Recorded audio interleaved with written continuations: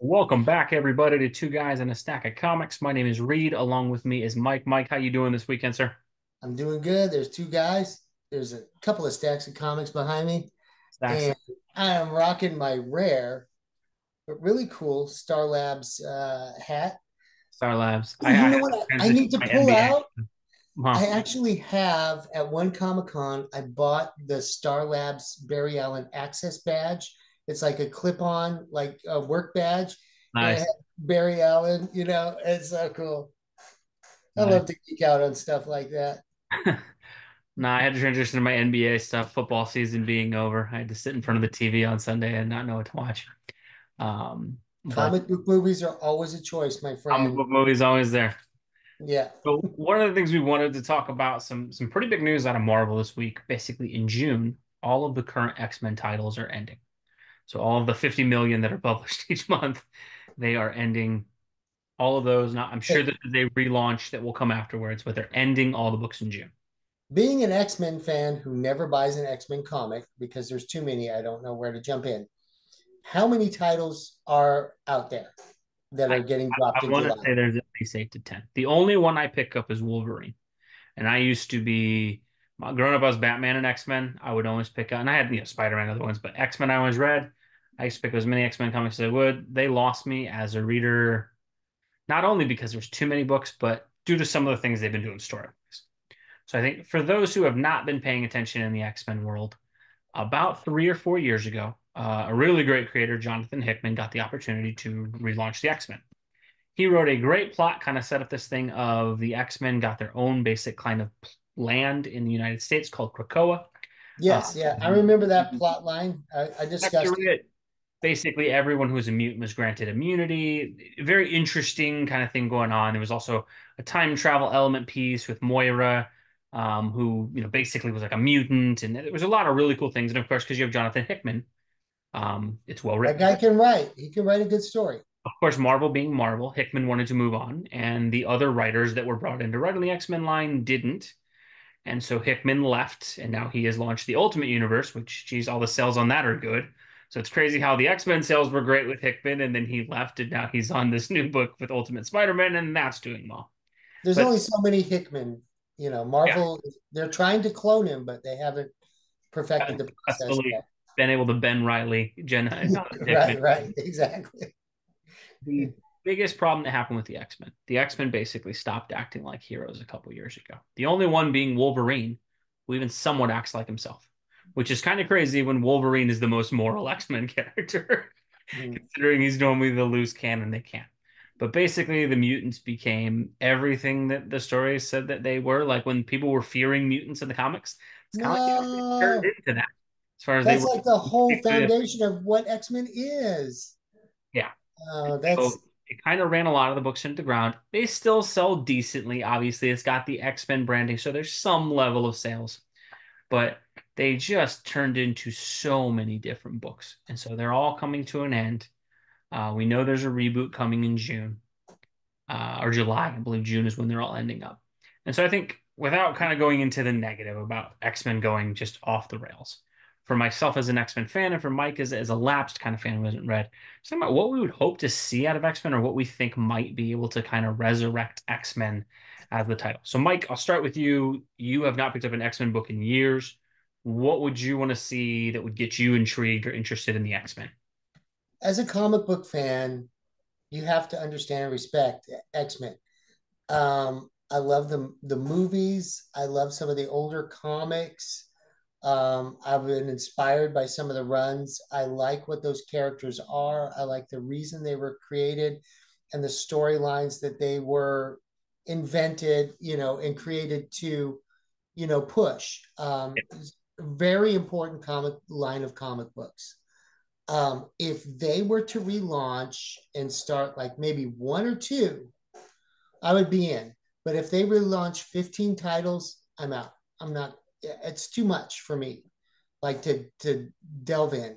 I will tell you about 5, 6 years ago, I started to dip my toes into Marvel again. Hmm.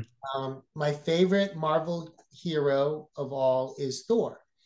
So I was like, I'll start picking up Thor. I put him on my sub list. I put an X-Men title, I forget what it is now, on my sub list. And within 2 months, I was like, I don't know what's going on. I can't understand. I don't, yeah. I Yeah. canceled them. And I haven't been back since. And Thor, I love Thor. I love Thor. Of course, I'm an old Jack Kirby, Jack Journey into Kirby family. Mystery, all the Tales of Asgard kind of Thor guy. Love it, love it, love it. And the movies were really good. So I was like, let me see what's happening in Thor comics. So Yeah. I'm disappointed for a DC guy who really loves several Marvel characters. I would love to read X-Men again. If it's something I can get my teeth into and get a good starting point, I would be there for you. Marvel, I would be there for you. Yeah, I think the interesting thing is like at the same time they're doing this reboot, we're getting Ultimate X-Men, which if the Black Panther and Ultimate Spider-Man sells or anything, that seems like that will probably take Is off it as going to be Hickman on that one too? Hickman's running the whole Ultimate Universe. It's a different. I think it's Peach Momoko. She's a really great artist. I don't know much Oh, about storytelling, but again, one singular book.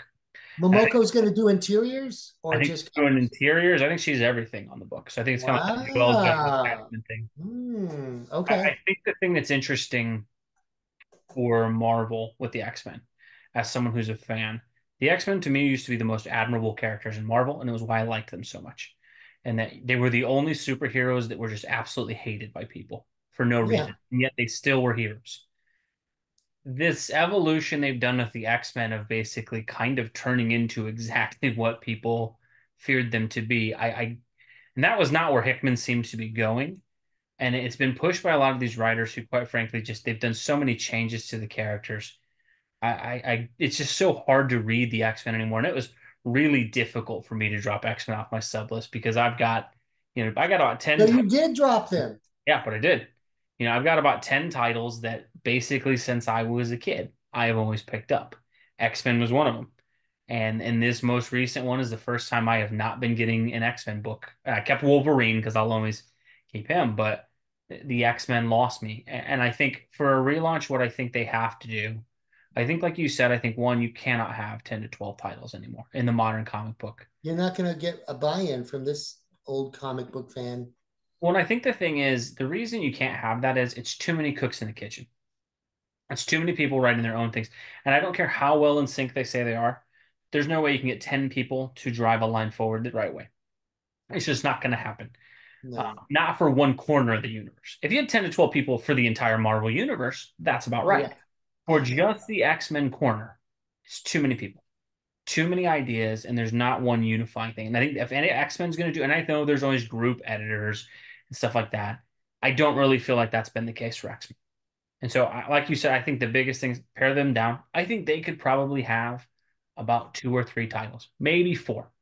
You give Wolverine his own book, and then maybe if you really want, you could have an X-Men book, an X-Force book, and then maybe like something with Deadpool or something like that, obviously with the movie.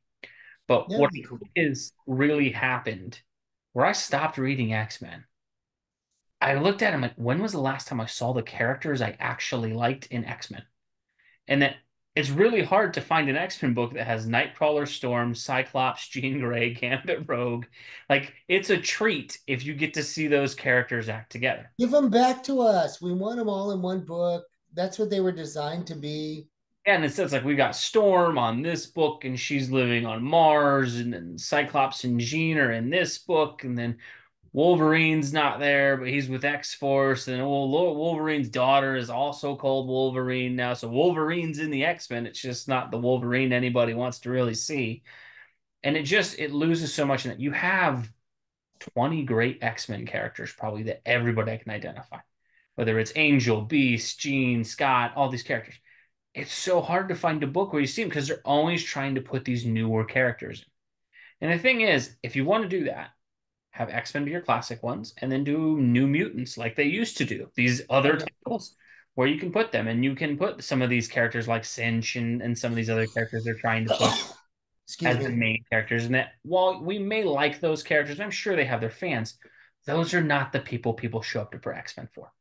It's the equivalent of if you did a Justice League book It's like, but we're not going to do Batman, Superman, Wonder Woman, Green Lantern, Flash, or Aquaman. It's going to be, Fire and Ice The and ultimate Justice League. Mr. Miracle and Booster Gold. It's like, look, those characters are fine, but that's not what you open Justice League for. What No, you have, and it's if you want to have the main five or six heroes plus one or two of those and have it be a spotlight for one of those two, great. But you got to have the main people there. And I think that's been the biggest issue with X-Men is it's like you don't it's have the that. it's the classic formula that us as readers are really missing. Yeah, we want more adult themes, but you can go back to the '60s and find, especially in X-Men, some really good themes that young readers and older readers can enjoy alike.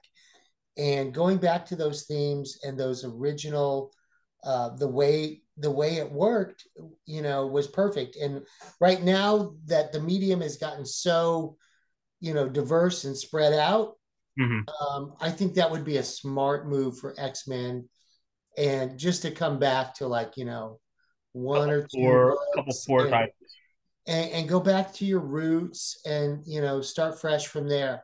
One of the cool things that you and I have loved about comic books, and one of the things about the medium that has proven itself over and over again, is you can take these fundamental characters and you can always write new stories as long as you stay to the fundamentals.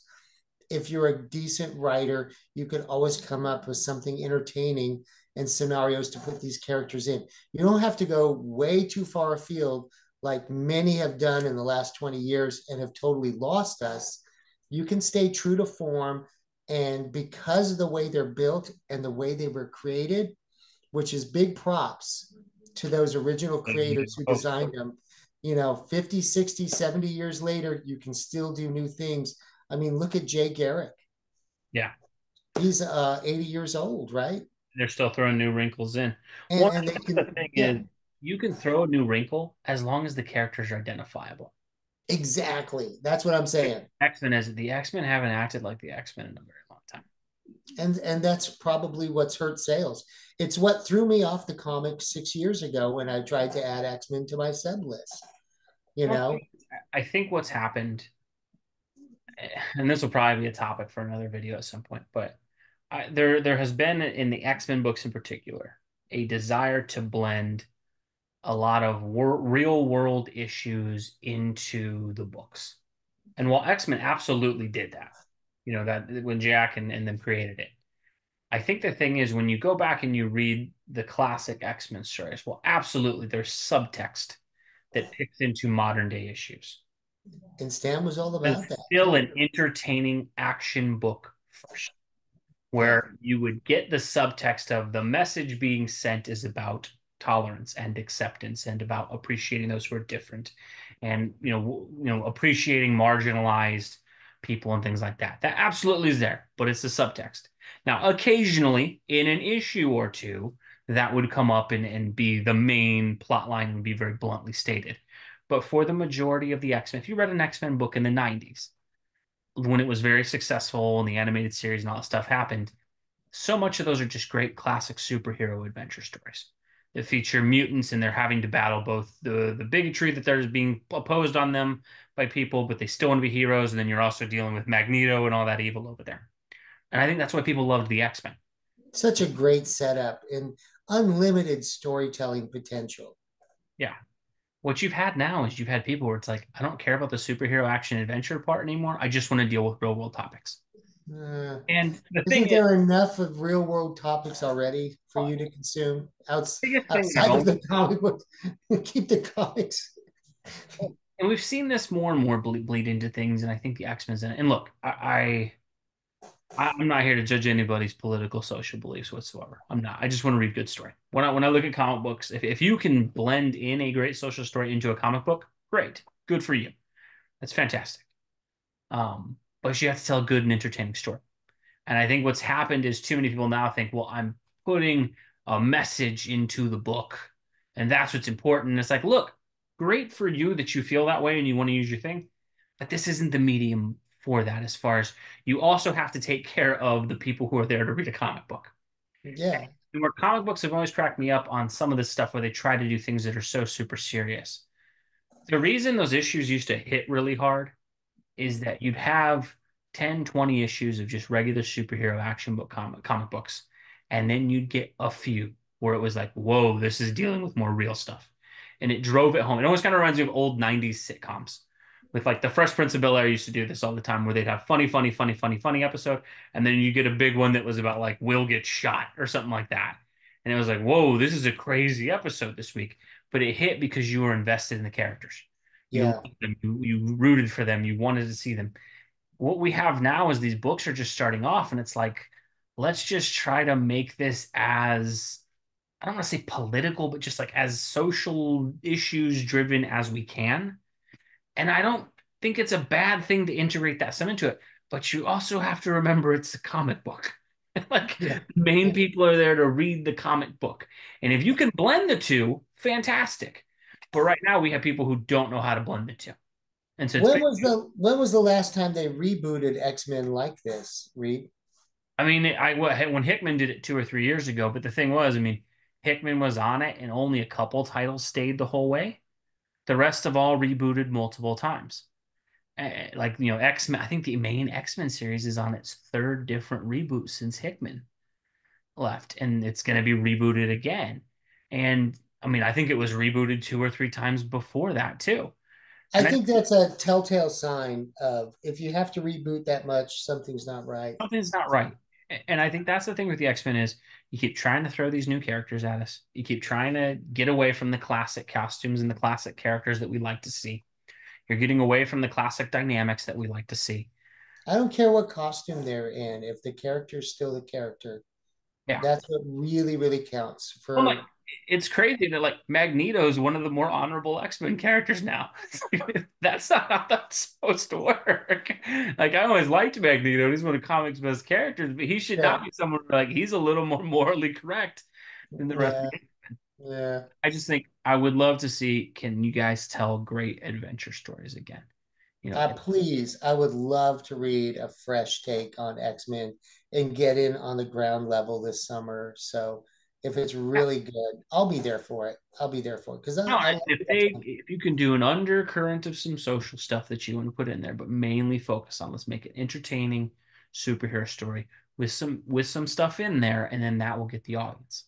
I think if you decide, no, we're gonna put the message portion that we want to put in there first, and then So a heavy-handed. little bit of comic book stuff dashed in.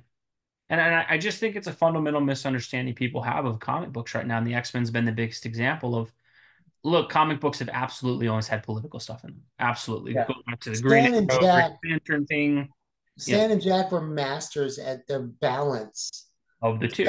had to be there, but it was perfect. Yeah. Instead, I think it was always about 75% great comic book, 25%, whoa, there's some things you can take away from it.